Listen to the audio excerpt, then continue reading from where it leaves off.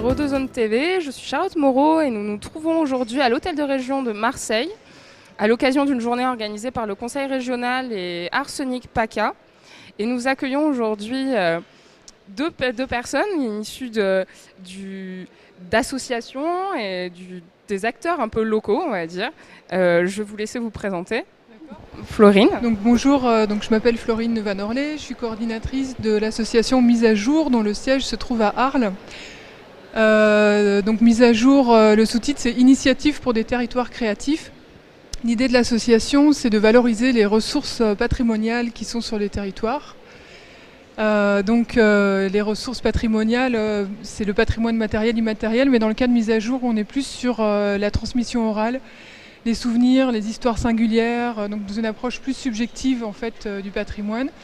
Et donc l'objectif de l'asso, c'est de travailler au plus près en collaboration avec les habitants et faire comprendre qu'en fait on est tous porteurs de savoir, de savoir-faire et que, on en parlait tout à l'heure, c'est intéressant de cultiver la diversité des points de vue plutôt que l'identité et donc de valoriser cette diversité-là, quoi. Donc on utilise les outils numériques, d'où notre présence aussi aujourd'hui, et les outils collaboratifs aussi pour apprendre à faire collectif, à créer des ressources collectivement.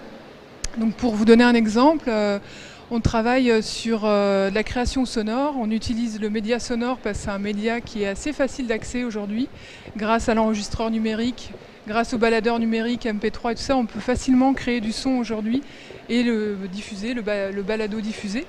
Donc on fait des balades sonores sur les territoires qui peuvent impliquer la population aussi. On n'est pas sur une démarche audio guide, mais on est vraiment sur une démarche d'invitation au voyage, de regarder le territoire avec plein de regards différents en fait. On utilise aussi les cartes culturelles, donc c'est les cartes participatives, on appelle ça aussi, mais l'idée là c'est d'utiliser des médias comme la vidéo, le son, l'image pour parler avec son point de vue, sa subjectivité de sa ville, de son territoire. Et aussi les cartoparties, donc qui sont les cartoparties, le principe c'est de faire une carte ensemble, donc avec un GPS grâce au logiciel OpenStreetMap en fait. Bon.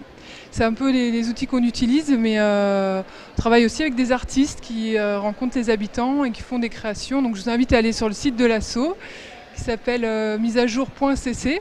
.cc parce que c'est un clin d'œil à Creative Commons, la licence Creative Commons. Et beaucoup de ressources sont déjà en ligne, dont les créations sonores aussi. Donc, et puis d'autres ressources autour des outils qu'on utilise. Voilà. On fait aussi des formations. Enfin, bon, ouais. Donc voilà, je vais laisser la parole à mon voisin peut-être. Vous présentez... donc il n'y a pas une seule histoire, une seule culture. En fait, c'est... sur le territoire, les gens qui font l'histoire, les gens qui font... Voilà, ouais. Donc on bascule un petit peu de l'autre côté. Avant le plateau, vous me disiez que vous travaillez sur... plusieurs territoires. Oui, voilà, vous êtes basé à Arles, mais ça s'étend vraiment autour du Rhône. C'est pas compliqué d'aller chercher un petit peu... de faire comprendre au public, aux habitants, qu'eux aussi font partie de l'histoire et qu'on a envie de connaître leur quotidien et comment eux voient leur territoire, comment ils y sont attachés. Par expérience, souvent il peut y avoir une forme de rejet au départ. J'ai eu des fois des réactions assez fortes du genre mais qu'est-ce qu'on en a à foutre de ce que je pense, vous allez chercher dans nos têtes. Bon. Mais en fait, petit à petit, une fois que les personnes prennent la parole et qu'elles se rendent compte de ça, qu'elles sont aussi porteuses en fait, d'un patrimoine qui peut intéresser d'autres gens, d'un coup, il y a un déclic, quoi. Et en fait, c'est plus le mot patrimoine qui gêne, je crois. Parce que c'est un gros mot, un peu. Donc parler plutôt de récit de vie, c'est d'histoire, de vécu, tout ça, c'est plus juste. Ouais. On travaille sur Arles, mais donc on travaille aussi sur des territoires de projet, comme le territoire des Garrigues, qui se trouve entre Nîmes et Montpellier, dans l'arrière-pays, ou le territoire Rhône-Méridional. Et dans ces contextes-là, on travaille en réseau en fait. C'est vraiment des réseaux d'acteurs. Donc on échange aussi nos savoir-faire entre acteurs professionnels, associatifs et autres. Ouais. Oui, donc c'est assez transversal. Vous allez aller travailler avec les acteurs locaux. Il peut y avoir des acteurs de l'économie, du tourisme, de l'éducation au territoire, des chercheurs. Ouais, voilà. Peut-être passer la parole. Est-ce que vous pourriez vous présenter ? Bon, moi, je suis animateur multimédia. dans un centre social, ça veut dire qu'il couvre un territoire à population multiple, pas simplement population défavorisée, mais aussi zone pavillonnaire.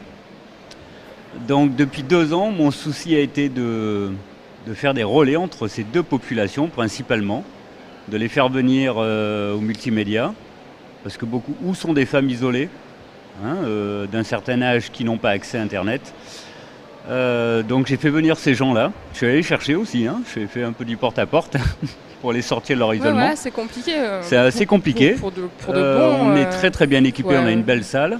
Et j'ai fait cohabiter tout ce public. Ça va aussi bien du public jeune majeur délinquant, dit délinquant, qui est assez difficile. Pour cela, j'ai utilisé des moyens peu banaux, en fait. Ça a été... j'ai monté des expos autour, par exemple, du thème la rupture. Donc on est parti sur l'art contemporain aussi. Donc il y a une initiation culturelle autour de ça. On va voir des expos, on va visiter des musées en même temps. Et on se sert de l'outil multimédia pour formaliser en fait ce qu'on n'est pas capable d'écrire. C'est bien souvent ça, quoi. Ensuite, on a monté un atelier basé sur l'emploi, mais qui est complètement différent. C'est-à-dire qu'on ne se sert pas forcément des partenaires institutionnels du droit commun, qui sont Pôle emploi ou missions locales.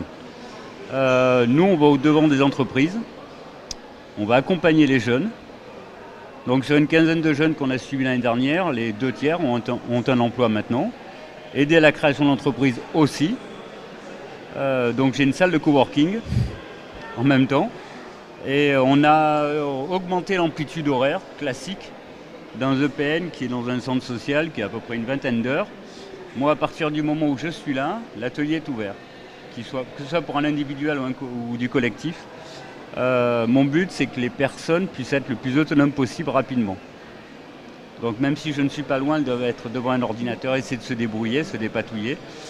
Et en fait, c'est extrêmement enrichissant. Et toute l'équipe y a gagné parce que ce processus a amené le développement famille à être complètement différent, a amené vers l'UI-administration aussi, puisque j'ai développé ça dans l'accueil, puisque j'ai en charge aussi tout ce qui est aspect pédagogique de l'accueil dans le centre de loisirs.